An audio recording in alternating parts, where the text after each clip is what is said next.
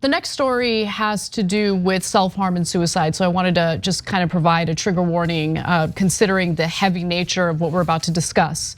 Now, a devastating study just released by the Centers for Disease Control found that teenage girls are experiencing record rates of depression, violence, and thoughts of suicide.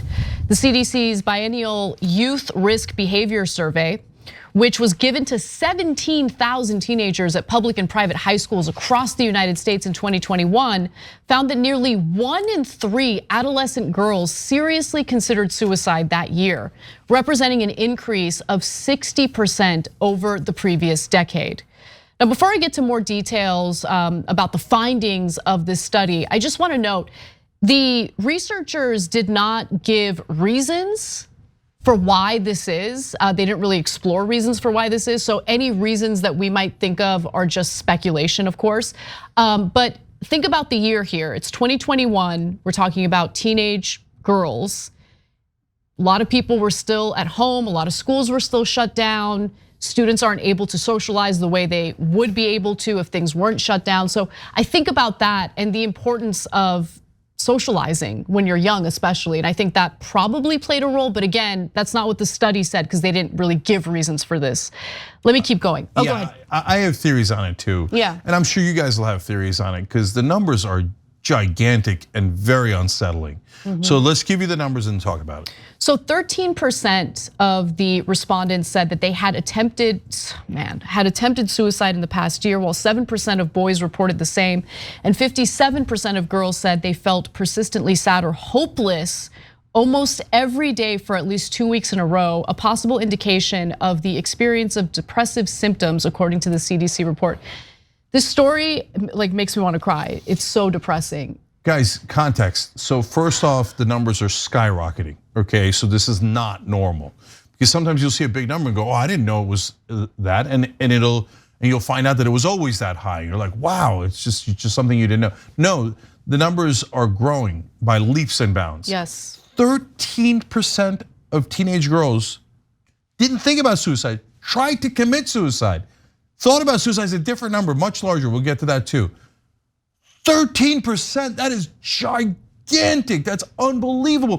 57% reporting persistently sad or hopeless. That's a huge majority of teenage girls in this country. That's like an enormous iceberg of an epidemic that nobody's talking about. Yep. Wow.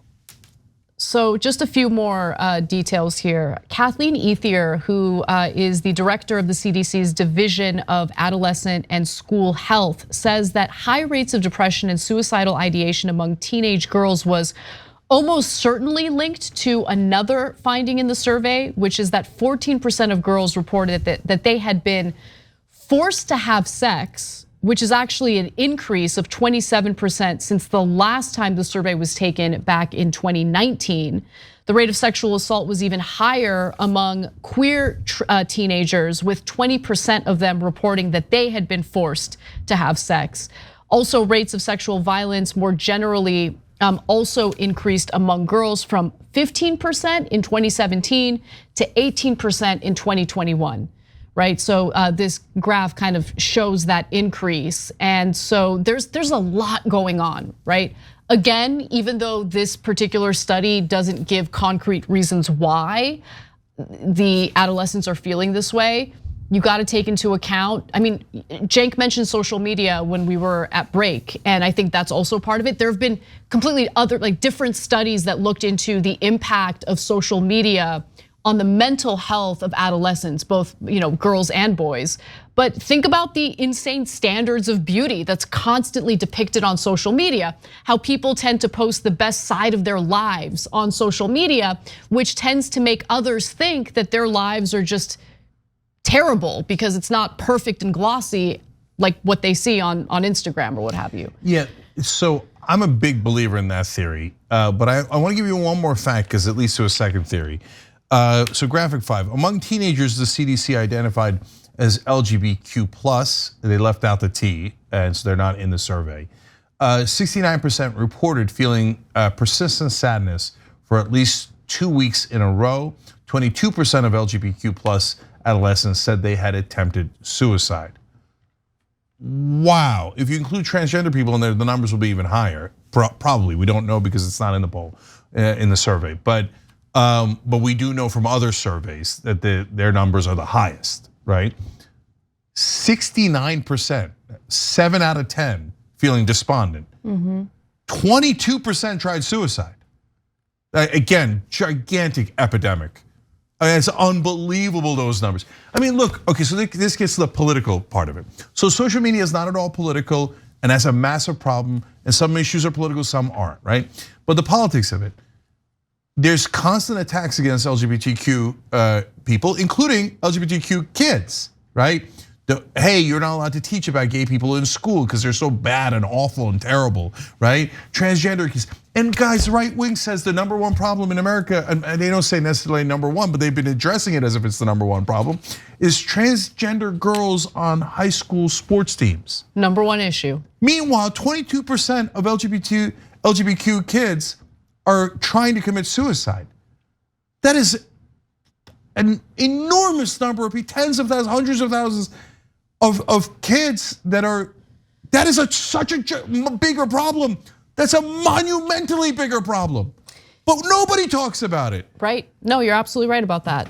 The other thing that I hadn't really considered in terms of like the context of adolescents and what they're exposed to on a regular basis with social media is the pretty devastating, violent content in the news, right? So the viral videos, the police brutality, all of that stuff that we tend to have to watch for ourselves to be able to give you information about it on the show. Are adolescents mentally equipped to deal with that kind of brutal content every single day? Because that was one of the things that was cited in the study. As for the increase in depression and suicidal ideation, they cited isolation and disruption experienced during the pandemic, the flood of disturbing cases of racial injustice and police brutality. I don't know what we can do in response to that to help them cope with these things mentally. I can say as an adult dealing with this kind of subject matter every single day for my job, it takes a toll on you mentally. I can't imagine what it's like for a teenager. So yes, in that regard, we've done stories about screeners and moderators, and you need those folks, and that job needs to be done. But let's say you're, let's call them screeners, for lack of a better word, on Twitter. Your job is to look at the worst part of humanity the entire day and weed it out. Because if you don't, then there'll be child porn and murder and mayhem and all these horrible videos all over every social media platform. So they have to hire tons and tons of people to go, yeah, no, that one's not allowed, not allowed, not allowed. And the ones that are not allowed are horrific. If you ever saw 1 or 2 of them, it would make you sick to your stomach, and they have to watch all of those, okay? So now guys, that stuff's all over the internet, right? You got the worst stuff that they're trying to block, but they can't block it all. Then you have the normal bad stuff. So now the mental health of those folks is a disaster. So the reason I bring it up is if you watch that stuff all day, your mental health deteriorates significantly. Imagine what it does to all of us, right? When we see, we see a fraction of what they see, right? But that deteriorates our mental health to some degree, right? So you've got that phenomenon. By the way, why is sexual assault and rape for kids going up so much? Well, there's, what you want to call them right wingers or whatever. I'm trying not to make it political, guys, but at the same time, whatever you want, label you want to attach to it. There are now influencers out there going, oh yeah, women, they want it. You should do it. No, it's a great point. Right? No, that is a great point. I hadn't even considered that. But the way that young girls and women are talked about by these pickup artist types, the Andrew Tate types, the way that women are disregarded, degraded, I'm sure that has an impact on an adolescent's mental health. And that has 2 impacts. One is the sexual assaults are going massively up, so it affects potentially the boys into doing it, right? Because somebody's giving them permission. Have you met a teenage boy, right? 1, very, very open to influence, 2, filled with hormones.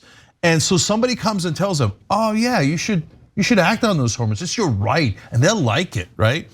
Does that mean every boy's gonna do it? Of course not. But does it mean a certain percentage will do it that wouldn't have done it? Yes, and you see that in the numbers, right?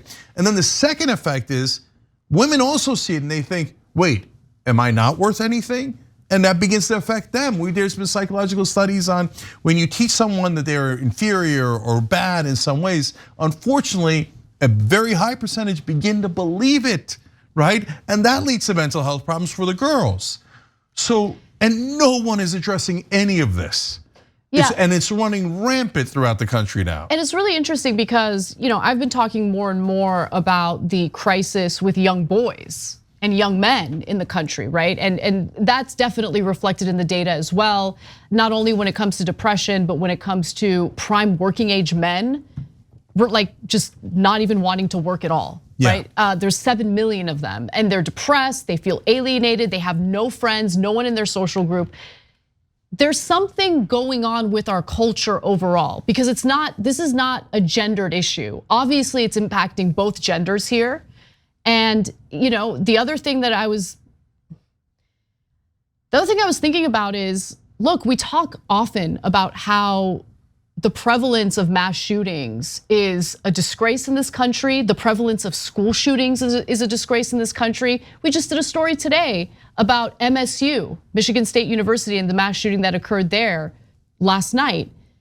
Some of the victims had already been through a mass shooting, had already survived a mass shooting, right? So how many of these students, how many of these teenagers are like constantly terrified? How many of them have experienced a mass shooting on their campus? Like there's so many things in society that I think we talk about on a daily basis. We talk about how we need solutions, but all these things add up for kids, for teenagers.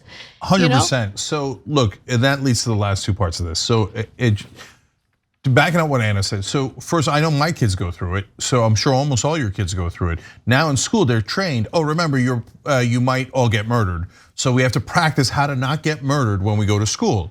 God forbid we should ever do anything about gun violence, and it's clearly caused by the guns, but we're not gonna do anything about that. So instead, we're gonna teach our kids, even if you don't get shot, you should be terrorized because you might get shot at any moment. And by the way, it's true. And we do have to teach them that, but that hurts their mental health, right? Yep. Then you go back to social media that Anna mentioned at the beginning. Guys, it's part of human nature that we compare ourselves to the people right next to us. And that's why the rich never really get satisfied because they live in neighborhoods with other really rich people. And they're competing with each other. They're competing, and so they look at it and they go, well, my neighbor's over there's got more and that guy's got more and his boat's bigger, right? And poor people, now the upside of that was poor people historically in human history were not that despondent. Why? Because they lived around other poor people. And so they felt like, okay, we're in the same boat here.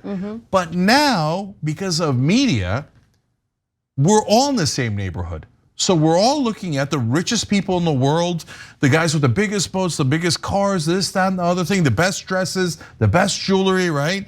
The best looking people, and comparing ourselves to them 24/7. Yep. And now all of us are going, I guess I'm not good enough. 1000%. And if you're an adult and you've already lived a whole life, maybe you can cope with it. It's tough, but you can cope with it. But you layer on top of that, you're a young teenager, it is 1,000 times tougher to cope with it. And so I think that's the number one reason you're seeing these numbers. And again, we have minuscule problems if you even think they're problems, and they're talked about 24/7 in national media. We have this iceberg of a problem, and no one's even talking about, let alone addressing it. Yeah, you're absolutely right about that. Thanks for watching The Young Turks, I really appreciate it. Another way to show support is through YouTube memberships. You'll get to interact with us more. There's live chat emojis, badges. You've got emojis of me, Anna, John, JR, so those are super fun. But you also get playback of our exclusive member-only shows and specials right after they air. So all of that, all you gotta do is click that join button right underneath the video. Thank you.